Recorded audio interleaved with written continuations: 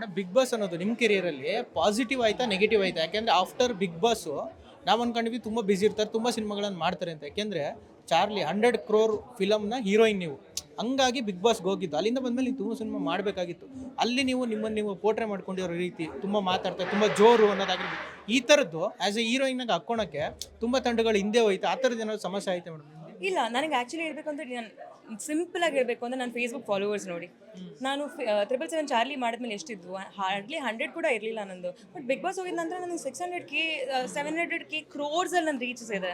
ಇಷ್ಟೆಲ್ಲ ಆಗೋ ಕಾರಣನೇ ಬಿಗ್ ಬಾಸ್. ಪ್ರತಿ ಮನೆಗೂ ಸಂಗೀತ ಶೃಂಗೇರಿ ಯಾರು ಅಂತ ಗೊತ್ತಿರೋ ಕಾರಣನೇ ಬಿಗ್ ಬಾಸ್. 777 ಚಾರ್ಲಿ ಮೂಲಕ ಈ ಒಂದು ಪಾತ್ರದಲ್ಲಿ ನಾನು ದೇವಿಕಾ ಅಂತ ಆಗಿದ್ದೆ, ಲಕ್ಕಿ ಮ್ಯಾನ್ ಮೂಲಕ ಅನು ಅಂತ ನಾನು ಎಲ್ಲ ಕಡೆ ಕಾಣಿಸ್ಕೊಂಡಿದ್ದೆ. ಎಲ್ಲ ನನ್ನ ನೀವು ಅವರಲ್ವಾ, ಆ ಮೂವಿಲಿ ಮಾಡಿದ್ರಲ್ವಾ ಅಂತ ಗುರುತಿಸ್ತಿದ್ರು. ಇವತ್ತಿಗೆ ನನ್ನ ಹೆಸರೇ ಆ ಬ್ರ್ಯಾಂಡ್ ಆಗಿದೆ. ಯಾವ ಡೈರೆಕ್ಟರ್ ಕೊಡದೇ ಇರೋವಂಥ ಹೆಸರು ನಾನು ಪಟ್ಟಿದ್ದು. ಇದೆಲ್ಲ ಆಗಿರೋ ಕಾರಣನೇ ಬಿಗ್ ಬಾಸ್ ಅನ್ನೋ ಒಂದು ಪ್ಲ್ಯಾಟ್ಫಾರ್ಮಿಂದ. ಬಿಗ್ ಬಾಸ್ ಯಾವತ್ತೂ ಯಾರಿಗೂ ಕೆಟ್ಟದ್ದು ಮಾಡಲ್ಲ. ನೀವಾಗೆ ನೀವು ಮಾಡ್ಕೊಳ್ಳೋ ಅಂಥದ್ದು.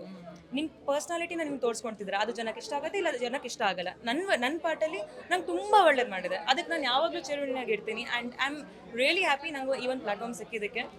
ಆ್ಯಂಡ್ ಐ ಹೋಪ್ ನಾನು ಎಲ್ಲ ಕಂಟೆಸ್ಟೆಂಟ್ಸ್ ಯಾರು ನೆಕ್ಸ್ಟ್ ಹೋಗ್ತಾರೆ ಅವರಿಗೂ ಕೂಡ ಇದನ್ನೇ ಹೇಳ್ತೀನಿ. ಯಾರನ್ನು ನೋಡ್ಕೊಂಡು ಇವ್ರ ಥರ ಆಗಬೇಕು ಅಂತ ಹೋಗಬೇಡಿ. ನೀವಾಗಿರಿ, ಅವಾಗ ನೀವು ಜನಕ್ಕೆ ಇಷ್ಟ ಆಗ್ತೀರಾ. ನೀವು ಯಾವಾಗ ಫೇಕ್ ಆಗ್ತೀರಾ ಜನಕ್ಕೂ ಕೂಡ ಗೊತ್ತಾಗುತ್ತೆ ಇದು ಫೇಕ್ ಆಗ್ತಿದೆ, ಯಾರೋ ಆಗ ಟ್ರೈ ಮಾಡ್ತೀರಾ ಅಂತ. ಎಲ್ಲರಲ್ಲೂ ಅವ್ರದ್ದೇ ಆಗಿರುವಂಥ ಬೆಸ್ಟ್ ಥಿಂಗ್ಸ್ ಇರ್ತವೆ, ಅವ್ರಾಗಿದ್ದರೆ ಬೆಸ್ಟು. ಸೊ ಬಿಗ್ ಬಾಸ್ ಮೂಲಕ ನನಗೆ ಸುಮಾರಷ್ಟು ಮೂವೀಸ್ ಆಫರ್ ಆಗಿದ್ದಾವೆ. ಆದರೆ ನಾನು ತುಂಬ ಪಿಕ್ಕಿ, ನಾನು ಎಲ್ಲ ಮೂವೀಸ್ನ ಮಾಡಲ್ಲ. ಇದನ್ನ ಡೈರೆಕ್ಟರ್ಸಿಗೆ ಗೊತ್ತು. ಒಂದು, ಎಲ್ಲ ಪಿಕ್ಕಿ ಎಲ್ಲ ಪ್ರಾಜೆಕ್ಟ್ಸ್ನ ಮಾಡಲ್ಲ. ಇನ್ನೊಂದು, ಕೆಲವು ಸತಿ ನನ್ನ ಬಜೆಟಿಗೆ ಅವ್ರು ಬರಲ್ಲ. ಸೊ ಇದು 2 ಕಾರಣಗಳು ಇರ್ತವೆ. ಸೊ ಅದನ್ನು ನೋಡ್ಕೊಂಡು ಮಾಡಬೇಕಾಗಿದೆ. ಬಿಕಾಸ್ ನನ್ನದೇ ಆಗಿರೋಂಥ ಖರ್ಚುಗಳಿರ್ತವೆ, ಅದನ್ನು ನಾನು ನೋಡ್ಕೊಬೇಕು. ಸಿನಿಮಾ ಪ್ರಮೋಟ್ ಆಗೋ ಟೈಮಲ್ಲಿ ನನ್ನ ಕೈಯಿಂದ ನಾನು ದುಡ್ಡು ಹಾಕಿ ಮಾಡೋಕ್ಕಾಗಲ್ವಲ್ಲ. ಸೊ ಅದನ್ನು ನೋಡ್ಕೊಂಡು ಮಾಡಬೇಕು. ಸೊ ನನಗೆ ಈ ಸುಮಾರು ವಿಷಯಗಳನ್ನ ಸೇರಿಸ್ಬಿಟ್ಟು ನಾನು ಇವಾಗ ಸಿನಿಮಾ ಒಪ್ಕೊಂಡಿರೋದು ಅದೇ ಅಷ್ಟೇ. ಇವಾಗ ಮಾತ್ರ ಅಲ್ಲ, ಚಾರ್ಲಿ ಮಾಡಿದ್ಮೇಲೂ ನಂಗೆ ಸುಮಾರು ಸಿನಿಮಾಗಳು ಬಂದಾಗಲೂ ನಾನು ಒಪ್ಕೊಂಡಿರಲಿಲ್ಲ.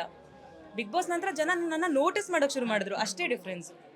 ನೀವು ರೆಮ್ಯುನೇಷನ್ ಬಗ್ಗೆ ಹೇಳಿದ್ರಲ್ಲ, ಈಗ ಯಾರೋ ನೋಡ್ತಾ ಇರ್ತಾರೆ, ಸಂಗೀತ ಅವ್ರಿಗೆ ಒಂದು ಸಿನಿಮಾ ನಾವು ಹಾಕೊಂಡು ಸಿನಿಮಾ ಮಾಡಬೇಕು ಅಂತಿದ್ರೆ ಎಷ್ಟು ರೆಮ್ಯುನೇಷನ್ ಎಕ್ಸ್ಪೆಕ್ಟ್ ಮಾಡ್ತಾರೆ ಸಂಗೀತ ಅವರು? ನಾನು ರೆನ್ಯುಮರೇಷನ್ ಆಗಿರ್ಬೋದು, ನನ್ನ ಏಜ್ ಆಗಿರ್ಬೋದು, ನಾನು ಯಾವತ್ತೂ ಪಬ್ಲಿಕಲ್ಲಿ ಮಾತಾಡಲ್ಲ.